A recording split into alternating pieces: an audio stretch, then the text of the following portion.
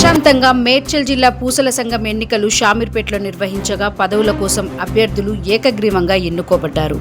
జిల్లా అధ్యక్షునిగా కోనేటి సోమన్న, ప్రధాన కార్యదర్శిగా పగటిపల్లి ఎల్లేష్, కోశాధికారిగా మాదిబోయిన రాజు ఎన్నికయ్యారు. అలాగే వర్కింగ్ ప్రెసిడెంట్గా పగిడిపల్లి వరుణ్, ఉపాధ్యక్షునిగా పన్నీర్ యాదగిరి, సంయుక్త కార్యదర్శిగా కోనేటి రేణుక, ఆర్గనైజింగ్ సెక్రటరీగా యాలకుల ప్రశాంత్ ఎన్నికయ్యారు. ఈ ఫలితాలను ముఖ్య అతిథిగా హాజరైన రాష్ట్ర కోశాధికారి కంచి మధుసూదన్ మరియు రాష్ట్ర ఎన్నికల ప్రతినిధులు బత్తుల శ్రీహరి, చెని నాగరాజు, పగిడిపల్లి నవీన్ ప్రకటించారు.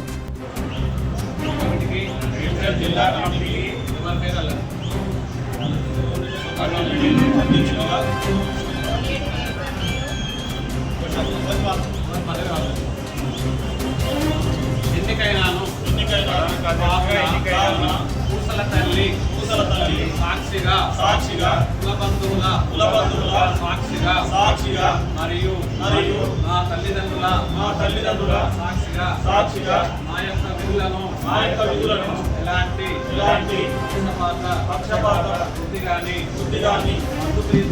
మందు గాని లేకుండా అంతఃకరణ శుద్ధితో నిర్వర్తించగలనని